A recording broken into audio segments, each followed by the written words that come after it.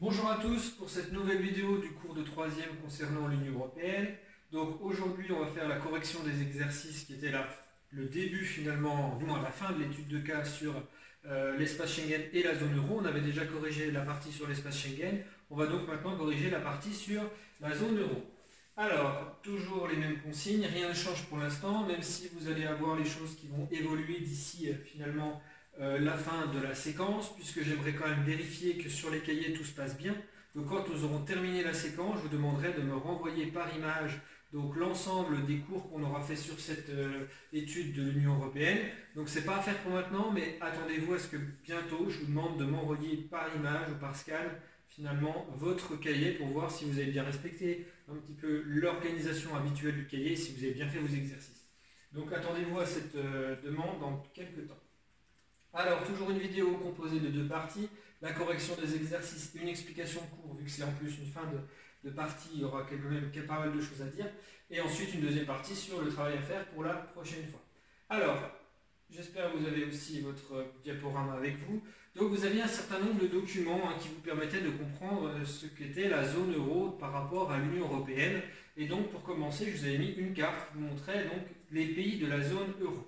Alors, la question était de savoir est-ce qu'aujourd'hui tous les pays de l'Union Européenne possèdent ou non comme monnaie l'euro. Alors si vous regardiez cette carte, vous pouviez vous rendre compte que finalement, eh bien, certains pays membres de l'Union Européenne n'ont pas accès à l'euro, puisqu'ici on avait donc deux couleurs différentes, c'est ce qu'on voyait dans la légende, avec du coup des pays qui sont membres de l'Union Européenne mais qui ne font pas partie de la zone euro. Donc être membre de l'Union Européenne ne vous donne pas automatiquement accès à cette monnaie unique. Il y a des conditions quand même à avoir pour pouvoir rentrer dans cette monnaie, et en même temps il y a des pays qui souhaitent aussi garder leur indépendance. Alors si on donnait l'exemple par exemple du Royaume-Uni qui a aujourd'hui quitté l'Union Européenne, il faut savoir qu'ils n'ont jamais souhaité rejoindre l'euro, tout simplement parce qu'ils considéraient que leur monnaie était assez forte et puissante au niveau mondial, et ils voulaient donc conserver leur autonomie sur finalement ce domaine-là. Donc ils n'ont jamais voulu faire partie de l'euro et garder leur monnaie. Alors que d'autres pays, eux, essayent d'obtenir l'euro, mais ce n'est pas quelque chose de si simple à obtenir.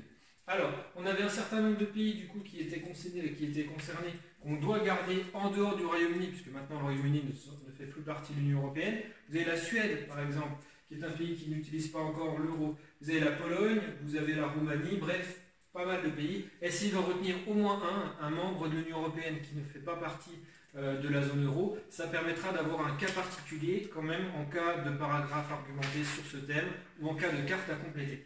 Donc c'est important de le savoir. Donc ça veut dire que si vous allez dans ces pays-là et que vous avez des euros, il est possible soit qu'on vous autorise quand même à payer avec la monnaie, puisque dans certains lieux, dans certaines zones touristiques majeures, peut-être que cette monnaie sera acceptée. Par contre, il est aussi possible qu'on vous demande de changer votre monnaie en monnaie locale. Donc là, ça va demander forcément des frais de change et un peu plus de méthodes pour pouvoir réussir à payer donc, dans ces pays-là. Alors, ensuite, vous aviez un autre document qui était un texte qui vous montrait donc pourquoi la monnaie unique a donc été créée et quels sont les avantages, les intérêts que vont en tirer donc, les membres grâce à cette nouvelle monnaie. Alors, vous deviez me trouver finalement les principaux avantages de la monnaie unique dans le document. Il y en avait plusieurs. Moi, je vous ai surligné les principaux, c'est-à-dire, dans un premier temps, cela facilite grandement les voyages. Déjà, premièrement, ça c'est quelque chose qui est un peu logique. Si vous allez dans un pays voisin ou un pays étranger, même un peu plus lointain, et que vous êtes obligé de changer votre monnaie pour pouvoir acheter, consommer ou tout simplement faire des achats quels qu'ils soient, eh bien ça va limiter un petit peu vos capacités d'adaptation, ça va vous poser des freins. Quand vous avez une monnaie commune, vous allez traverser la frontière, pas besoin de changer, votre monnaie c'est toujours la même. Vous pouvez donc facilement, on va dire, acheter, consommer, vous déplacer. Ça va donc renforcer, par exemple, l'espace Schengen. C'est quelque chose qui est quand même non négligeable. Deuxièmement, il y a aussi un autre avantage, ça va vous permettre de mieux contrôler les prix. C'est-à-dire que quand vous allez dans un pays étranger avec une monnaie différente, vous n'allez pas forcément tout de suite savoir si ce que vous achetez a la même valeur que dans le pays d'origine d'où vous êtes. C'est-à-dire que si vous êtes en France, vous voulez acheter, je ne sais pas moi, du shampoing, je dis un exemple au hasard, eh bien si vous allez dans un pays qui utilise aussi l'euro, vous allez tout de suite voir la différence entre le prix que vous achetez ce shampoing chez vous et le prix que vous le payez donc dans ce nouveau pays. Si vous avez une monnaie différente, eh bien vous pouvez peut-être être un peu plus dans le doute, un peu plus dans le flou, vous êtes obligé de faire des calculs ou alors peut-être vous faire un petit peu avoir, ça peut dépendre. Donc ça facilite les voyages, ça facilite la transparence des prix. C'est quelque chose qu'il faut retenir. Alors, donc c'est ce qui était marqué donc, dans la transparence des prix, hein, c'est ce que je viens de vous expliquer. En même temps, cela permet aussi d'éliminer ce qu'on appelle les frais de change. Effectivement, quand vous allez dans un pays où il y a une monnaie différente, on a souvent donc des banques ou des intermédiaires qui vont vous demander de payer une certaine somme pour finalement vous donner cette nouvelle monnaie. Donc ça va vous coûter plus cher, donc de changer votre monnaie, ça va vous coûter de l'argent, donc c'est quand même quelque chose de gênant. Quand vous avez la même monnaie, du coup pas besoin de faire donc, cette transaction particulière. Alors, vous avez également facilité les échanges internationaux, hein, ce que je vous ai dit à la fois donc, pour les voyages, pour les habitants, hein, donc au niveau du tourisme, mais aussi par rapport à ce qu'on avait dit, hein, le transport de marchandises. Vous êtes une entreprise, vous êtes on va dire, dans une entreprise qui va produire des biens, qui va le vendre à l'étranger. Si vous le vendez dans un pays où on utilise la même monnaie, ce sera aussi beaucoup plus simple, puisque derrière, vous allez vous retrouver avec donc, des pays qui donc, utilisent la même monnaie que vous. C'est plus facile pour avoir on va dire, une idée cohérente du marché, pour avoir des informations importantes par rapport aux échanges et par rapport aux communications avec d'autres interlocuteurs. Alors, le dernier élément que je m'attendais à ce que vous trouviez, c'était le symbole tangible de leur identité européenne. Ça, c'est quelque chose qu'il faut vraiment mettre dans un coin de votre tête. La monnaie unique a aussi été créée pour pouvoir avoir un élément unique, un élément peut-être commun, qui permettait de rassembler les Européens les uns avec les autres. Il faut savoir qu'on est quand même dans un espace qui est quand même assez multiple. On a quand même des pays avec des forts... finalement une forte histoire culturelle, une forte histoire politique qui est différente. Un Italien n'a rien à voir avec un Français ou avec un Allemand ou avec un Anglais. Aujourd'hui, il y a des langues qui sont différentes, il y a des cultures, il y a des histoires, il y a plein de choses qui font qu'on est un peu différents. Donc, il était difficile de se dire, finalement, on est tous européens, donc on a tous un point commun. Surtout qu'on a quand même passé la majeure partie de notre histoire à nous taper dessus.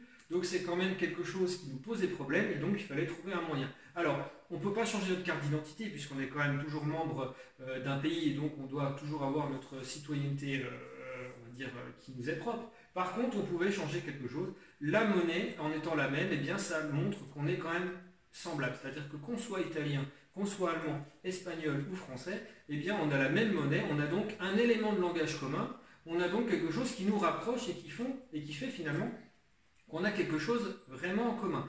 C'est quelque chose qu'on utilise aussi régulièrement, dépenser de l'argent pour quelque raison que ce soit, c'est quelque chose de quotidien. Donc au quotidien, on utilise un symbole finalement de notre appartenance à cette Union européenne. Bien entendu pour ceux qui font partie de la zone euro. Pour les autres, ils n'ont pas cet élément avec eux. Alors, avec tout ça, donc, vous pouviez donc avoir pas mal de choses à raconter.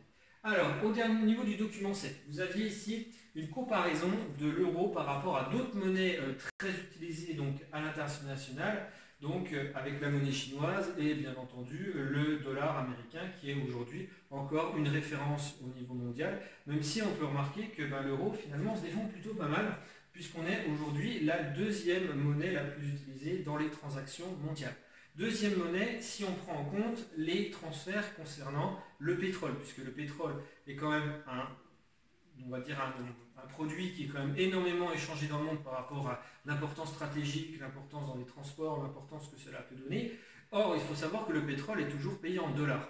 Si on enlève ce pétrole qui est payé en dollars et qu'on prend cette fois-ci tout l'ensemble des autres marchandises qui sont échangées dans le monde, là, ce n'est plus le dollar qui est en numéro 1, c'est bien l'euro. C'est-à-dire qu'aujourd'hui, la monnaie de l'euro permet de payer dans le monde beaucoup de choses et est aujourd'hui considérée comme une référence mondiale, comme monnaie fiable. C'est-à-dire que pour pouvoir échanger des produits, que ce soit d'Europe vers d'autres territoires, on va utiliser peut-être l'euro, elle va être reconnue par d'autres pays étrangers qui ne l'utilisent pas peut-être de manière habituelle, c'est-à-dire des entreprises qui sont par exemple aux États-Unis ou qui sont en Chine vont pouvoir des fois afficher ou acheter des choses avec de l'euro. Donc l'euro va être utilisé au niveau mondial. Deuxième chose, ça peut être aussi utilisé entre des pays qui ne sont même pas membres de la zone en tant que tel. C'est-à-dire que vous pouvez avoir des échanges de prix en euros, par exemple, entre pays africains et des pays peut-être d'Amérique du Sud. Ça peut arriver puisque l'euro étant une monnaie quand même assez fiable et assez représentative, elle peut être du coup quelque chose qui peut être mis en avant pour pouvoir avoir un dialogue qui soit avec le même langage. C'est-à-dire que si vous êtes dans un pays qui utilise une monnaie et dans un autre pays vous utilisez une autre monnaie encore, que ce sont des monnaies confidentielles, je donne par exemple, si vous êtes en Argentine et que vous allez vendre des produits, je ne sais pas moi, au Congo, par exemple, ça pourrait être intéressant de se dire, la monnaie argentine ou la monnaie congolaise, que ce soit l'argentin ou le congolais, bah, finalement il ne connaît pas trop l'autre monnaie. Et donc avoir une monnaie commune pour pouvoir faire ces échanges avec cet interlocuteur, qui est par exemple l'euro, ça permet un peu d'avoir au moins une idée globale de prix de ce qu'on est en train d'acheter ou de ce qu'on est en train de vendre. Donc autant le dollar est quand même une monnaie de référence aussi, maintenant on a quand même une monnaie qui est aussi très utilisée dans le monde. Ensuite, vous aviez un document 8 qui vous parlait de la crise économique grecque de 2010. Alors, ici, vous avez une caricature de Plantu, qui est donc datée de la même période, qui montrait Angela Merkel qui veut exclure la Grèce pour sauver l'euro. Alors, c'est un document qui n'était pas très explicite à la base. Normalement, en classe, je vous l'aurais expliqué à l'avance. Là, maintenant, je vous donne l'explication après, c'est pas grave, vous l'aurez quand même. Vous aviez à décrire en détail le document et montrer quelle image de l'Europe pouvait nous montrer finalement cet auteur. Alors, il nous montrait l'image d'une Europe un peu divisée, où vous aviez finalement l'Europe représentée comme un radeau, un peu à la dérive, et qui était en train d'essayer d'éviter de couler en séparant une partie de ce radeau, c'est-à-dire en séparant la Grèce pour essayer de sauver finalement le reste du radeau. C'est un peu l'image qu'on pouvait avoir de l'euro et surtout de l'Union européenne en 2010, avec cette crise économique, où on a vu des pays qui normalement sont censés être soudés les uns avec les autres, à essayer de s'entraider, se retrouver en profonde division, à savoir comment gérer la crise qu'a connue la Grèce. Alors, je vais vous donner quelques informations pour essayer de comprendre cette crise. Il faut savoir qu'en 2008, une grave crise économique a touché le monde, et cette crise économique a eu des répercussions notamment sur la monnaie unique, la monnaie de l'euro. Il faut savoir que la Grèce est un pays membre de l'Union européenne qui est plutôt un pays pauvre, c'est-à-dire ce n'est pas un des pays les plus riches de l'euro, c'est plutôt de l'Europe, c'est plutôt un territoire qui a besoin d'aide. Il faut savoir qu'on verra dans la séance suivante que l'Union européenne regroupe des territoires assez diversifiés avec des richesses et bien sûr des difficultés différentes. On a des territoires très bien intégrés, des territoires qui sont riches et on a des territoires moins riches qui sont eux plus en retrait et qui ont besoin d'aide.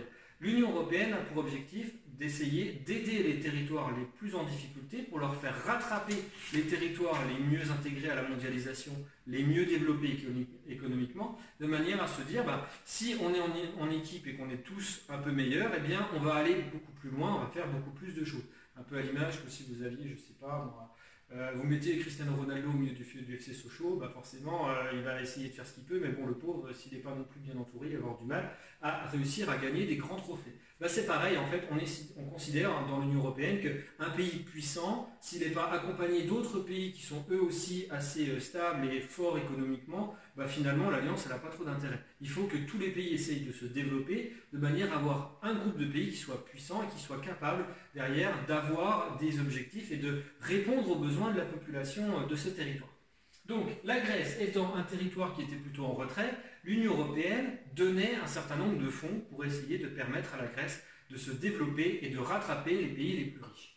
Sauf que la Grèce a un peu profité du système, c'est-à-dire qu'ils avaient un certain nombre d'aides, mais que derrière, à côté, ils n'étaient pas capables de les rembourser. Quand la crise a été révélée, c'est-à-dire que la Grèce se retrouve en défaut de paiement quasiment, c'est-à-dire qu'elle a fait des crédits, elle a des prêts, mais derrière elle est incapable de rembourser, se pose la question de qu'est-ce qui va se passer. Puisque comme la Grèce utilisait l'euro, il se trouve que si le pays se retrouve à être en faillite, la valeur même de la monnaie va se retrouver diminuée. Si on diminue la valeur de la monnaie de la Grèce, comme c'est la même monnaie qu'en Allemagne, qu'en France ou qu'en Espagne par exemple, eh bien ça veut dire que cette monnaie qui est du coup moins valorisée va du coup avoir des répercussions sur les économies de ces autres pays, qui eux n'ont pas de problème à la base de remboursement de dette. Donc il se trouvait ce problème de dire, mais qu'est-ce qu'on fait? Est-ce qu'on laisse la Grèce dans sa situation initiale, c'est-à-dire elle n'est pas capable de payer, tant pis pour elle, il faut qu'elle rembourse, sinon elle déclare la faillite, et donc tant pis pour elle, et donc elle va être obligée à un moment donné de reconnaître ses fautes.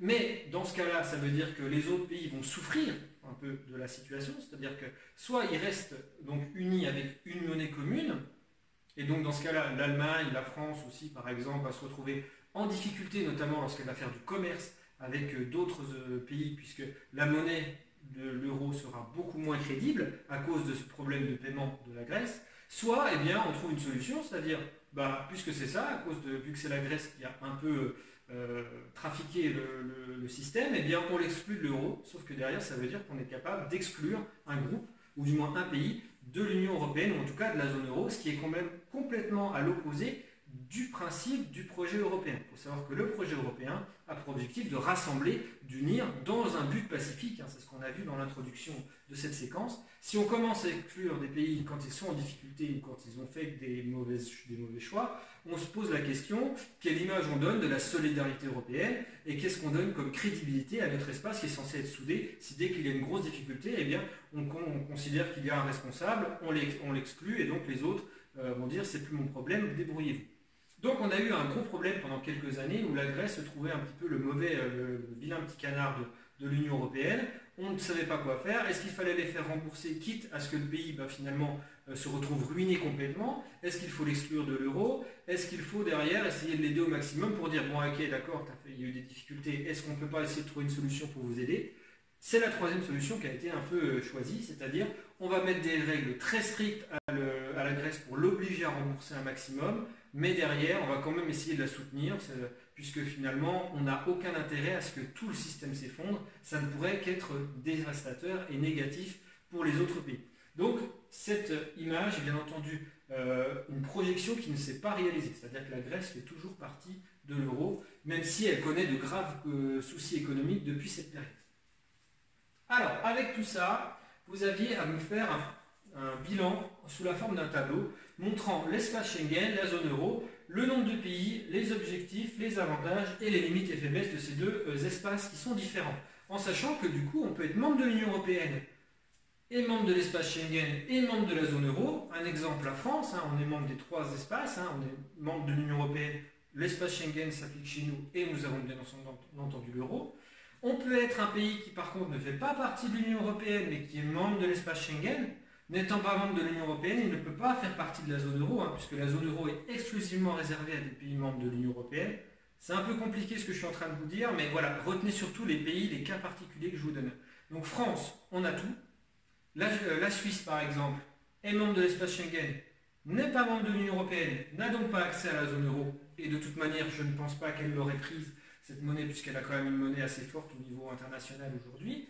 Donc juste l'espace Schengen pour la Suisse. Et si par exemple vous prenez d'autres pays comme le Royaume-Uni qui a quitté l'Union européenne, eh bien eux ils étaient membres de l'Union européenne, pas membres de l'espace Schengen et pas membres de la zone euro. Donc voilà, vous avez quand même des pays, des cas particuliers, essayez d'en retenir un dans chaque situation, c'est quand même quelque chose qui vous serait utile en cas de paragraphe argumenté. Donc au niveau du nombre de pays, on se rend compte qu'il y a 26 pays membres de l'espace Schengen contre seulement 19 membres de la zone euro. Donc c'est à savoir. Les objectifs de l'espace Schengen, c'est bien la libre circulation des personnes, pas des marchandises, seulement des personnes. La libre circulation des marchandises, c'est déjà ce qui est mis en place avec l'Union européenne de base depuis 1957. On essaye de libérer la circulation des biens. Par contre, la libre circulation des personnes, ça demande des lois et des aménagements différents. Et donc, on a ici bien l'espace Schengen, c'est lié à la circulation des personnes. Alors, l'objectif cette fois-ci de la zone euro, c'est d'être une monnaie forte et une monnaie commune. C'est-à-dire avoir une monnaie commune, ça permet d'associer l'ensemble des économies des pays qui font partie de cette zone, la France, l'Allemagne, l'Italie, l'Espagne, bref, tous ces grands marchés, ces grandes économies qui vont pouvoir dire, maintenant, avant on avait le franc, on avait le Deutschmark, on avait d'autres monnaies, désormais cette fois-ci, on l'a réuni en une seule monnaie, plus de gens qui l'utilisent, plus d'entreprises qui l'utilisent, et donc on peut plus facilement concurrencer une monnaie internationale qui était alors ultra dominante, c'était le dollar américain. Donc aujourd'hui, grâce à cette monnaie, on a une monnaie forte, ce qui est très intéressant dans le cadre d'un commerce extérieur avec d'autres pays, puisque ça nous donne beaucoup plus de facilité à pouvoir vendre des produits. Si je vous l'expliquerai plus facilement en classe, parce que c'est quelque chose d'assez complexe d'expliquer la différence des monnaies et la différence entre avoir une monnaie forte ou une monnaie faible par rapport par exemple au dollar. C'est un peu compliqué, donc je vous l'expliquerai en classe. Mais en tout cas, on a une monnaie forte, c'est une monnaie commune, c'est donc un symbole de l'identité européenne. Ça montre qu'on a tous un point commun, ceux qui font partie de la zone euro, c'est donc ces billets et ces pièces dans nos poches. Alors, ensuite, au niveau des avantages, l'espace Schengen, en permettant la libre circulation des personnes, forcément, ça facilite la circulation des gens. On va plus facilement pouvoir traverser des frontières, aller peut-être travailler dans d'autres territoires, ou tout simplement peut-être aller donc faire du tourisme, ce genre de choses. Donc ça va plus facilement permettre la circulation des gens. Ensuite, Ça donne un espace européen cohérent, c'est-à-dire de dire à un moment donné on est une union ensemble, si derrière on n'a pas de libre circulation des personnes, on n'est pas forcément, on ne va pas forcément comprendre cet espace en disant je suis français, je vois bien quand je sors de France, je traverse une frontière, je suis bien dans un territoire différent. Supprimer les frontières veut dire finalement on essaie de mettre de la continuité, supprimer les barrières entre les pays, donc montrer que finalement entre la France, l'Allemagne, la France, l'Italie ou l'Espagne, le Portugal par exemple, on va essayer de dire regardez finalement aujourd'hui on n'a plus qu'une ligne qui est imaginaire, il n'y a rien qui nous empêche de traverser un territoire, une frontière pour aller de l'autre côté, on est tous européens. Donc c'est vraiment l'histoire de donner finalement on va dire un espace européen cohérent. Ça développe le tourisme, c'est un peu logique, on peut plus facilement changer de pays sans forcément avoir besoin de se fabriquer un passeport ou d'être obligé de justifier ses déplacements. Au niveau de la zone euro, l'avantage, ça en fait la deuxième monnaie mondiale aujourd'hui, voire la première en fonction des marchandises qu'on utilise. C'est donc un système qui permet de simplifier les échanges entre les Européens. Des fois, quand vous êtes en situation de tourisme, vous allez par exemple en Italie, vous allez pouvoir réussir facilement à faire vos achats, à comprendre combien vous allez payer finalement votre logement, ce genre de choses, payer vos restaurants. Donc avoir la même monnaie, ça permet de comparer les prix et d'être plus facilement dans la transparence, ça c'est important, et ça permet en même temps de faciliter les échanges aussi au niveau des entreprises. Une entreprise qui est italienne, qui va donc produire des biens et qui va les vendre du coup en Espagne, et bien derrière les acheteurs espagnols comprennent plus facilement les prix. Il n'y a pas de frais de change, il n'y a pas de choses qui vont permettre de changer, on va dire, de manière très importante les prix. Donc c'est quelque chose qui facilite les échanges entre pays européens. Au niveau des limites et des faiblesses, puisqu'il faut quand même les retenir, il y en a. Pour l'espace Schengen, on voit bien actuellement les limites que ça peut avoir quand on veut essayer de contrôler un peu plus la circulation des gens. On est obligé de rajouter des frontières qui ont disparu. Donc c'est quelque chose qui va changer un petit peu notre manière de voir les frontières. Donc on n'a plus du tout de frontières fixes normalement, on a des frontières plus libres. Donc c'est quelque chose qui peut poser des problèmes pour contrôler les déplacements de personnes. Que ce soit des personnes qui ont des ambitions, on va dire, illégales, donc des criminels, ça peut être le terrorisme, ça peut être tout simplement le trafic de drogue, ça peut être toute action illégale, ça peut aussi être le cas par exemple pour les transferts peut-être ou les flux de migrants, puisqu'on a à un moment donné des personnes qui peuvent plus facilement traverser des pays sans être contrôlés, même si on se rend compte que depuis quelques années on essaye de changer un petit peu les choses et qu'on a un peu plus de contrôle, plus de surveillance, plus de patrouilles qui se font sur des zones sensibles. Donc on a quand même un espace Schengen qui est aménagé. On n'est plus dans un espace Schengen comme on en avait un à la fin des années 90, début des années 2000, où les circulations étaient vraiment beaucoup plus libres. Là, on a quand même quelque chose qui est beaucoup plus contrôlé. On revient un peu dessus, même si officiellement, ça reste valable. Alors, au niveau de la zone euro, les difficultés, on a vu, c'est si un des pays membres se retrouve en difficulté, comme on est tous liés, on est tous forts ensemble, s'il y en a un parmi le groupe de pays qui commence à avoir des difficultés, par effet domino, finalement, ça va se répercuter sur les autres. Donc il faut à la fois avoir une bonne gestion individuelle de son économie, mais on est aussi tributaire de l'économie des autres. Ce qui veut dire que ça nécessite beaucoup de solidarité, beaucoup d'échanges, beaucoup de communication, et surtout, il faut à un moment donné être capable de réagir face à une crise qui peut parfois être une crise subie, c'est-à-dire qu'il n'est pas une crise liée forcément à votre mauvaise gestion à vous, mais une crise faite par rapport à un problème dans un autre pays. Donc c'est une fragilité quand même cet euro, si jamais un pays se retrouve en grande difficulté. Alors, le travail à faire pour la prochaine fois, vous avez à faire les exercices diapositives 12 et 13 sur votre cahier. Donc vous continuez bien entendu à respecter tous les codes couleurs et les méthodes qu'on utilise habituellement dans le cahier. Et bien entendu, je vous mettrai une correction de ces deux diapositives ainsi que du cours le vendredi 27 mars. D'ici là, donc portez-vous bien et on se retrouve vendredi.